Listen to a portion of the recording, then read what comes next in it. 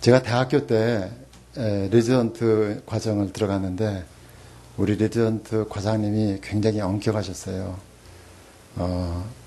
S대를 나오시고 졸업할 때 최우수 성적으로, 또 국가고시를 최우수 성적으로, 또 전문의 시험을 최우수 성적으로. 우리 레지던트 생활은 굉장히 힘들었어요. 9시만 되면 딱 보고를 해야 됩니다. 과장님한테 보고를 하는데, 과장님은 다른 교수님 환자들까지도 다 파악하고 있어요. 그 조금만 어긋나면 벼락같이 호통칩니다. 그 눈빛이 그냥 앞에서도 사지가 오므려들어요. 호랑이 눈빛이에요. 저는 보고하는 게 이렇게 습관이 됐어요. 그 다음부터. 근데 이제 제가 90년대에 교통사고를 났는데 아버지하고 매일 전화를 하는 거예요. 제가 전화를 안 하면 아버지가 전화를 하고 또 제가 전화를 하고, 그러다 보니까 이 전화하는 게 아버지한테 굉장히 기쁨이 되더라고요. 그래서 20년 동안 거의 특별한 일이 없으면 제가 아버지한테 전화를 드렸어요. 증인이 있죠. 우리 A레네 팀들. 근데 아버지가 돌아가셨어요. 돌아가시고 나서도 돌아가시니까 어머니가 왜 나한테는 전화를 안 하느냐. 그 다음부터는 어머니한테도 꼭 빠짐없이 전화를 합니다. 어머니가 돌아가셨어요. 작년에. 요새 장모 집사님이 매일 저한테 전화를 해요. 그래갖고 우리는 기도를 그렇게 생각했어요. 하나님과 쉼없는 대화다. 전화하는 것처럼. 그렇게 생각했어요. 본문의 말씀은 제가 10년 전에 제가 다녔던 교회에서 우리 큐티를 처음으로 이렇게 교회에 도입을 했는데, 저는 대학교 때부터 큐티를 한다 그랬더니 교회에서 믿지를 않는 거예요. 그래서 큐티의 본을 보이면서, 또 마침 그때 의료사고가 있었기 때문에 내가 야복강가에서 씨름하는 이 야곱을 예를 들면서 어떻게 극복했는지 예를 들어서 설명을 했어요. 저는 어렸을 때 그 야복강가의 야곱의 기도를 아주 정말 씨름하듯이 그냥 죽기 살기로 하는 기도로 생각했어요. 제가 의료사고가 터졌을 때도 저도 그런 마음을 먹었죠. 나무 뿌리가 부러지도록 기도를 해서 이 고비를 넘겨버리라. 그렇게 생각했어요. 보호자들이 와서, 그 부인이 와서 목청도 좋지 않은데 진료실에서 행패를 부리고 대기실에서 큰 소리를 떠들고 길가에 가서도 떠들고, 그러면 제 가슴이 너무나 오그라들었어요. 그거를 극복하기 위해서 이제 기도를 했지요. 열심히 기도를 했어요. 기도를 많이 했죠. 근데 처음에는 기도를 할 때 이렇게 엎드려서 기도를 하니까 하나님 아버지 하면 벌써 그 염려와 걱정과 그 여자의 얼굴이 이렇게 떠오르는 거예요. 집중이 안 되는 거예요. 그래서 제가 그때 찬양을 했어요. 그때 가장 많이 불렀던 찬양이 오 나의 자비로운 주여. 그 찬양을 기도를 했어요. 우리가 전화를 할 때 여보세요 전화를 하면 상대편이 받아야 되잖아요. 받아야지 통화가 되잖아요. 그 통화를 저는 어떻게 생각했냐면, 하나님을 높이고 나의 죄를 고백하고 또 우리가 배운 것처럼 감사하고 그 다음에 맨 마지막에 간구를 하는 것이 통화를 받는 거라고 생각했는데, 내가 기도를 해서 엎드리면 벌써 이미 여자의 얼굴이 막 떠오르는 거예요. 그래서 그 순서를 지키기 위해서 찬양을 했어요. 처음에는 하나님께 집중하기 위해서 찬양을 했는데 2시간이 넘게 걸렸어요. 계속 찬양을 하다 기도를 하면 2시간쯤 지나서 찬양을 하다가 멈추고 기도를 하니까 그때서 집중이 되는 거예요.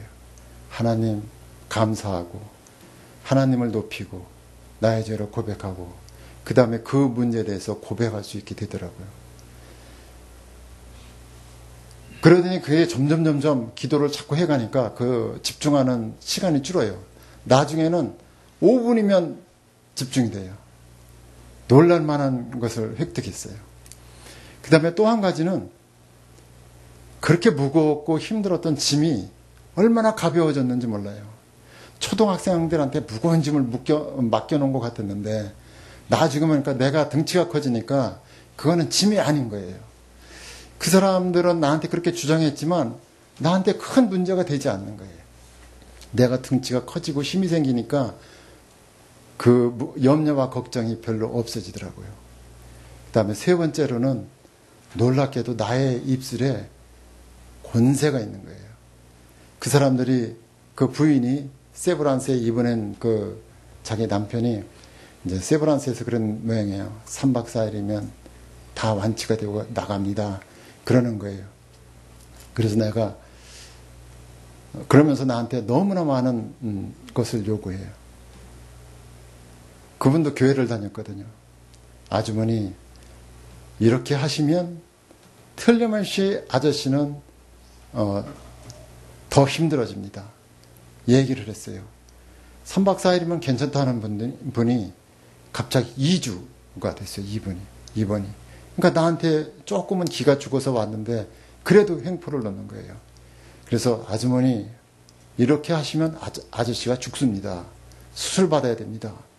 그랬더니 비웃었어요. 세브란스에서 괜찮다고 했는데 그러더니 다시 왔어요. 아저씨가 죽게 생겼다고 수술 받아야 된대요. 그러더니 나보고 제발 기도 좀 해달라는 거예요. 그래서 기도를 했죠. 정말 그 환자를 위해서 기도를 했어요. 그랬더니 환자가 낫고 별 문제가 없어지는 거예요. 제가 손해를 받겠습니까? 안 받겠습니까? 그런데 야곱이 에서를 위해서 준비했던 그 예물처럼 저는 손해를 봤어요. 그렇지만 나의 말에 나도 깜짝 놀라게 권세가 생기는 거예요. 저도 깜짝 놀랐어요. 내 혀가 이렇게 중요하구나. 그런 체험을 했었어요. 그래서 저는 이 야복강가의 야곱의 기도를 하면 그때의 체험을 생각하고 참 좋았어요. 근데 올해 6월 달에 우리 장로님께서 설교를 하시는 거예요. 야곱이 하나님에게 가장 받은 큰 축복은 다리를 저는 것이었다. 교만한 것을 내려놓는 것이었다. 아주 낮추는 것이었다. 기도를 응답받았다, 체험을 했다, 무슨 일을 행했다 하는 것이 하나님에게는 큰 의미가 없이 야곱에게 가장 큰 축복은 다리를 저는 것이었다는 거예요. 저는 여기에 감동을 받았어요. 사실은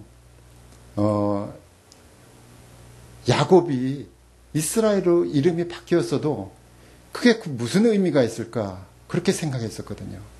그 다음에 야곱의 그 성경의 다음에 그 행보를 보면 결코 행복하지 않았던 야곱의 일생이에요. 32절에 33장에 보면 이제 에서 앞에 가서 화해를 합니다. 자기가 그들 앞에 나아가 몸을 7번 땅에 굽히며 그의 형 에서에게 가까이 가니 에서가 달려가서 그를 맞이하고 안고 목을 맞추고 그와 입 맞추고 서로 우니라. 3절 4절인데 저는 4절에 초점을 맞췄었어요. 에서가 달려가서 그를 맞이하고 목을 맞추고 그와 입 맞추고 서로 우니라. 당연히 그런 줄 알았어요. 사실 야곱과 에서를 비교해보면 에서는 멋쟁이 사나이였어요. 근육질의 몸매에 아마 사나이다는 사나이에 털이 많고 그냥 이렇게 쉽게 용서할 수도 있고 또 남자다운 남자, 그런 남자였을 거예요. 야곱은 마마보이였을 거예요. 그렇지만 야곱의 장점은 성실하고 끈기가 있었던 거죠. 그런데 3절을 자기는 그들 앞에 나가 몸을 7번 땅에 굽히며 그의 형 에서에게 가까이 가니, 이 말이 다가올 때 이건 너무 창피한 거예요. 이거는 전쟁에서 진 사람들이 하는 짓거리가 아닌가 그렇게 생각했어요. 제가 이제 8월 말까지 주사로 항암 치료를 했어요. 이게 굉장히 독한 항암 치료죠. 독한 항암 치료였는데 머리가 다 빠지고 이제 다 저의 모습을 보셨다시피 몸에는 털이 다 빠졌어요. 그리고 스테로이드를 써가지고 이제 얼굴이 퉁퉁 부었죠. 그리고 나서 다른 사람들은 그걸 8차를 해야 되는, 8차면 끝나는데 8차까지 견디기 힘들다고 그랬는데 저는 9차를 했어요. 9차를 했는데도 이게 별로 이렇게 생각보다 좋아지지 않는 거예요. 그래서 약을 먹는 항암요법으로 바꿨어요.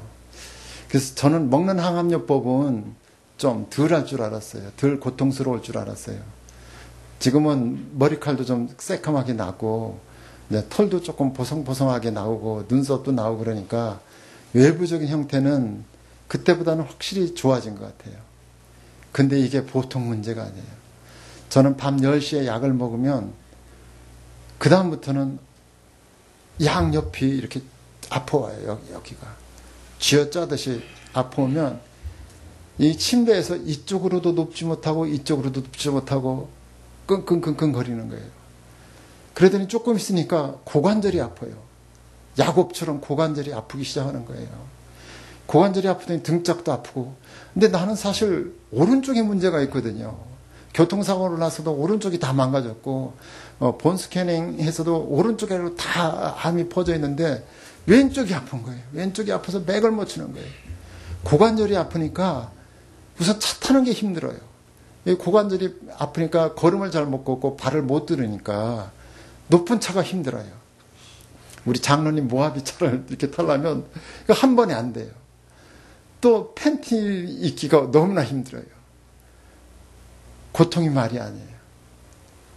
그러면서 야곱의 야복강가의 기도를 다시 한번 생각해 봤어요. 무슨 의미가 있는 것인가? 무슨 의미가 있는 기도였던가? 그러면서 다시 한번 생각을 하면서 나도 야곱처럼 야복강가의 기도를 다시 한번 해보자 이렇게 생각을 했어요. 하나님 앞에 기도를 하는데요. 기도가 안 돼요. 너무나 두렵고 떨려요. 마치 우리가 그 시편 50편 3절에 있는 것처럼 삼키는 불이 있고 그 사방에는 광풍이 있다. 또 지난주에 우리 허태희 선교사님이 전도사님이 말씀하신 그 말라기에 있는 것처럼 용광로 불같이 일어나요. 불길 앞에 내가 서 있는 것 같아요.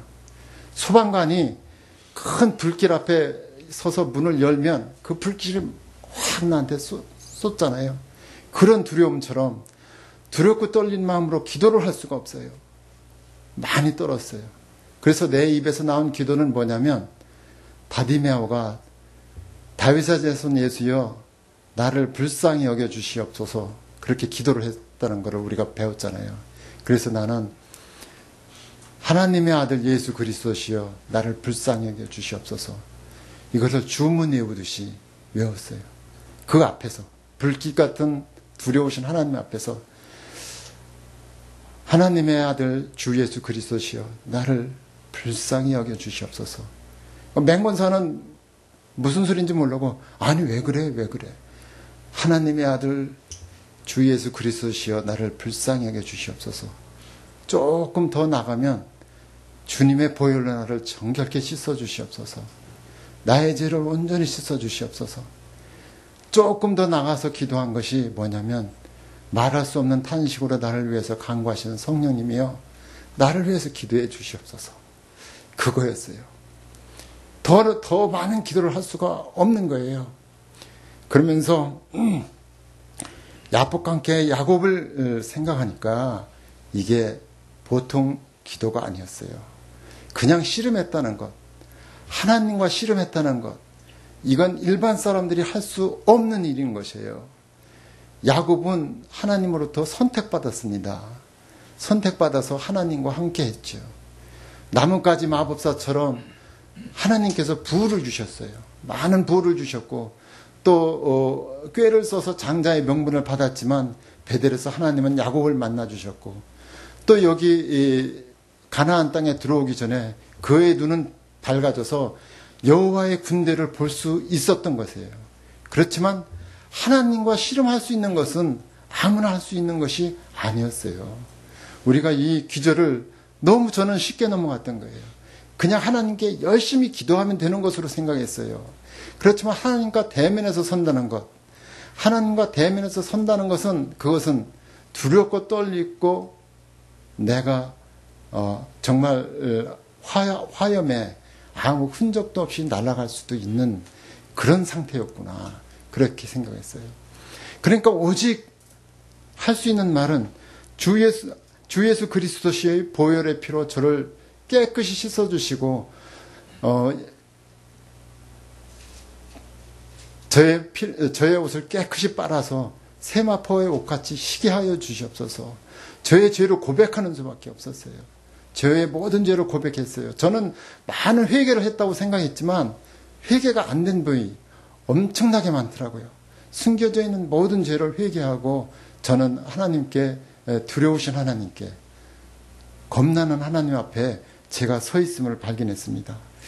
기도라는 것이 사실 간구의 기도나 감사의 기도나 도구의 기도는 전화벨처럼 할 수가 있었어요. 그렇지만 기도의 기도는 그것은 무서우신 하나님 앞에 혼자 서 있는, 맨몸으로 서 있는 그런 상태의 기도였던 것입니다. 아무나 할 수 있는 기도가 아니었어요. 야곱은 그 기도를 마치고 그러므로 야곱의 그 이름을 브니엘이라 하였으며 그가 이르기를 내가 하나님과 대면하여 보였으나 내 생명이 보존되었다 함이더라. 그 기도는 하나님과 대면하는 기도였고 또 생명이 보존되는 기도였어요. 저는 이걸로 다시 생각했어요. 야곱은 사실 믿음의 명문가지 않습니까? 1대가 아브라함이에요. 2대가 이삭이고 3대가 에서예요. 그 다음에 야복강가에서 이런 정말 목숨을 내놓는 기도를 했지만 야곱의 그 남은 인생을 보면 야곱의 남은 인생이 그렇게 화려하다고 볼 수가 없어요. 참 불쌍한 인생이에요. 33장에서 보면은 아까와 같이 에서와 화합하는 그런 장이고 34장에는 딸 디나가 추행을 당합니다. 추행을 당하니까 세겜에서 둘째 아들 레아의 둘째 아들 셋째 아들이 그 추장 하물과 그 세겜을 갖다가 전부 다 죽여버리죠. 잔인한 그런 일이 벌어집니다. 그 다음에 35장에 보면 베냐민이 출생하면서 자기가 가장 사랑했던 아내 라헬이 죽습니다. 그 다음에는 36장에는 에서의 계보가 나옵니다. 35장 마지막에는 야곱의 계보는 12아들은 별 볼 일 없어요. 근데 에서의 계보는 36장을 다 차지하면서 31절에 보면 이스라엘 자손을 다스리는 왕이 있기 전에 에돔 땅을 다스리는 왕들은 이러하니라. 하나님한테 선택받지 못한 에서의 자손은 이렇게 번창하면서 왕을 이루는데 하나님 앞에 선택받았다고 하는 믿음의 야곱은 철학이 짝이 없는 거예요. 그 다음에 37절에는 그 다음에 요셉이 애굽으로 팔려갑니다. 요셉이 애굽으로 팔려갔다고 성경에는 나와 있지만 야곱의 입장에서 보면은 야곱이 그것을 알아보고 내 아들의 옷이랴 악한 짐승이 그를 잡아먹었도다. 요셉이 분명히 찢겼도다. 그렇게 말하고 있는 거예요. 야곱의 입장에서 보면 요셉이 죽은 거예요. 자기가 가장 사랑하는 아들 요셉이 죽었어요. 자기가 가장 아는 부인 라헬이 죽었어요. 그리고 38장에는 레아의 네 번째 아들 유다가 며느리와 썸씽이 생기는 거예요. 썸씽이 생겨서 거기에서 두 아들을 낳게 되는 거예요. 39장에서부터는 요셉 이야기가 나오죠. 요셉 이야기가 나오지만 야곱을 생각하면 이때는 야곱은 희망도 없어요. 소망도 없어요. 왜냐하면 인간적으로 봤을 때는 이 당시에 언젠지는 모르지만 레아도 죽었어요. 라헬도 죽었어요. 자기가 사랑하는 아들 요셉도 죽었어요. 그 다음에 큰아들은 자기의 첩의 침상을 올랐어요. 그 다음에 네 번째 아들 유다는 첩이랑 관계를 맺었어요. 이게 무슨 집안입니까? 야곱이 야복강가에서 기도한 후에 일어난 일입니다. 그런데 마지막에 이제 창세기 46장에 드디어 야곱이 요셉을 만나게 되죠. 야곱이 요셉을 만나는 것도 이게 스무스하게 만나진 게 아니에요. 야곱의 입장에서 보면 먹을 것이 없어서 애굽으로 내려간 거예요. 먹을 것이 없어서. 이삭이 야곱을 축복할 때 뭐라고 축복했냐면 부를 축복해 줬어요. 창세기 27장 한번 보면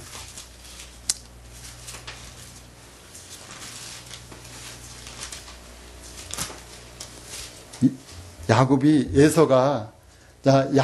에서를 속이고 이삭으로부터 받은 축복의 기도가 뭐냐면 28장 하나님은 하늘의 이슬과 땅의 기름짐이며 풍성한 곡식과 포도주를 내게 주시기를 원하노라. 물질에 복을 주신다는 거예요. 근데 야곱이 애굽으로 내려간 것은 먹을 것이 없어서 내려간 것이에요. 그 다음에 29절에 보면 28절. 그러니까 야곱은 27장 28절. 야곱은 몇십 년 동안 얼마나 힘들게 살았겠어요. 그렇지만 그 삶을 버텨낸 그것은 바로 야복강가의 기도였다고 생각합니다. 도대체 야복강가의 기도가 무엇이었을까? 그것은 생명을 보존하는 것이었어요. 분이엘이었어요. 하나님과 씨름하면서 생긴 것, 분이엘.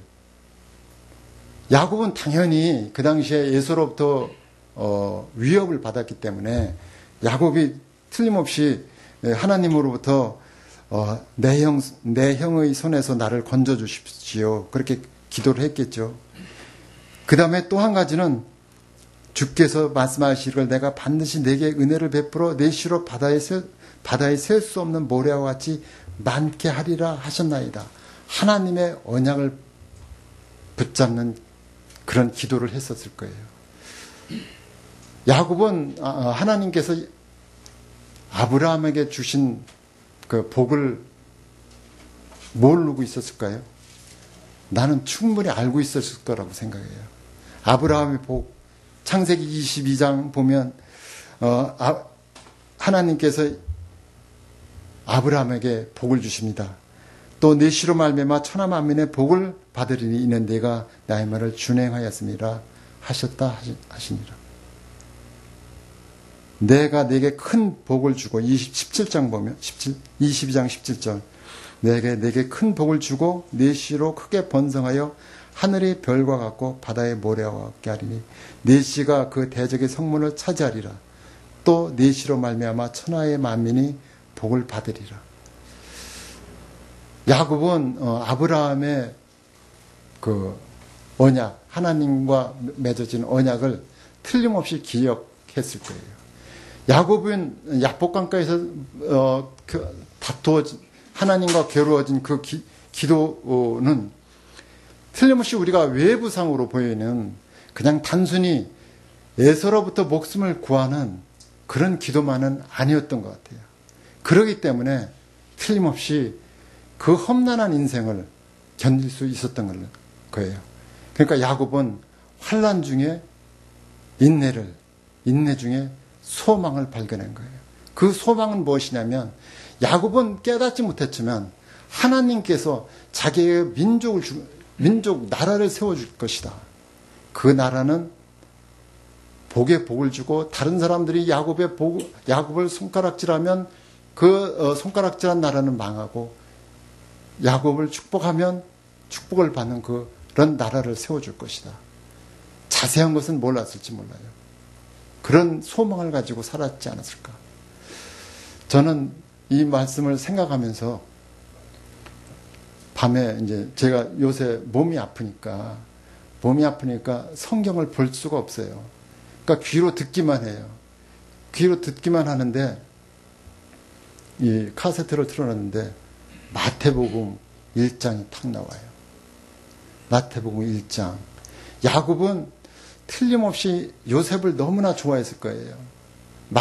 죽기 전에 요셉을 만나서 요셉에게 축복하고 요셉의 자손 중에서 틀림없이 하나님의 뜻이 이루어지는 그런 나라가 성취될 것으로 생각했을 거예요. 그랬는데 마태복음 1장 3절에 보면 놀랍게도 1장 3절을 한번 찾아볼까요?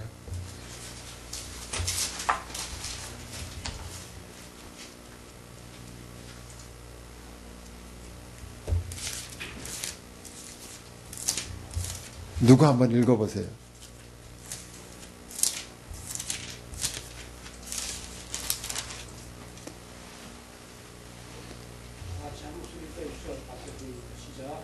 유달은 다말에게서 베레스와 세레를 낳고 베레스는 헤스론을 낳고 헤스론을 낳는다. 성경은 참 오묘해요. 하나님은 참 신묘막측해요. 야곱의 얘기를 하다가 갑자기 유다가 자기의 척과 관계를 맺어서 그럴 얘기가 한 장에 걸쳐서 듬뿍 돋아 있는데 야곱도 이거는 깨닫지 못했을 거예요. 근데 그게 바로 예수님의 조상이 되는 거예요. 저는 막 전신이 떨리는 것 같았어요. 그러면서 내가 두려우신 하나님 앞에서 어떠한 기도를 해야 될까? 믿음의 결국은 영혼의 구원이고 영생이라고 했는데 정말 영접하는 자, 곧 그 이름을 믿는 자들에게는 하나님의 아들이 되는 권세를 주신다고 했는데 내가 영생을 얻고 구원을 받는다고 했는데 두렵고 떨리는 하나님 앞에서 이런 기도하는 기회를 가진 것이 얼마나 나에게 복인가. 저는 너무나 함부로 기도할 수 없었지만 제가 쓰임 받을 수 있는 것은 바로 하나님의 나라를 위해서 쓰임 받는 거예요. 제가 부활의 소망을 갖게 되잖아요. 저의 몸은 의학적으로는 점점 감당하기 어려워졌어요. 의학적인 몸으로는 점점 감당하기 어려워요. 제 몸의 움직임은 지금 80대 노인네와 비슷해졌어요. 겉모습은 좀 건강해진 것 같지만 저는 상당히 힘들어요. 한 달 전보다 몸무게가 4kg가 빠졌어요. 그러면서도 저는 소망을 갖죠. 부활의 소망을 갖는 거예요. 그리스도에 대한 부활의 소망을 갖는 거예요. 그러면서 회개를 했어요. 무엇을 회개했느냐? 사랑의 하나님을 저는 많이 강조를 했죠. 그렇지만 불같이 두려운 공의 하나님을 저는 의식하지 못했던 거예요. 또 예수 그리스도를 우리는 너무나 강조했어요. 그렇지만 십자의 고난은 얘기하고 싶지 않은 거예요. 또 우리는 또 죄에 대해서는 그냥 넘어가고 죄에 대해서는 얘기하지 아니하고 그러면 그런 거지라고 생각하면서 또 한 가지는 우리가 할 수 있는 것은 천국의 티켓을 받는 것이다. 그렇게 생각했어요. 그렇지만 기도 중에 기도를 하는 것은 두렵고 떨리는 하나님 앞에 내가 온전히 서는 것이며 그 다음에 공의와 사랑이 공평하신 하나님 앞에 내가 두렵고 떨리는 마음으로 서는 것이며 내가 예수 그리스도를 믿는다는 것이 십자가의 고난을 피할 수 없다는 것이며 그 다음에 내가 죄를 온전히 고백하지 않으면 내가 무엇을 하든지 장로가 되었든지 목사가 되었든지 예배에 참석했든지 참석하지 않았든지 그것이 큰 의미가 없다는 것입니다. 내가 정말 예수 그리스도의 보혈의 피로 온전히 씻김을 받지 않으면 하나님이 예배해 두신 새하늘과 새 땅에서 내가 거할 수 없다는 것입니다. 우리는 기도를 저는 맨 먼저 얘기했듯이 전화하듯이 기도를 했습니다. 텔레폰 기도죠. 상대편이 전화벨을 받아주면 우리가 잡담하듯이 얘기를 합니다. 그렇지만 하나님과 대면하는 기도를 꼭 한번 필요할 때가 있는 것 같아요. 저는 신앙생활을 하면서 이번에 체험을 했어요. 하나님과 야복강가의 기도는 하나님과 대하는 기도였다. 쉽게 성경에는 써있지만 이것은 보통 의미가 아니었구나. 하나님 앞에 감사를 드렸어요.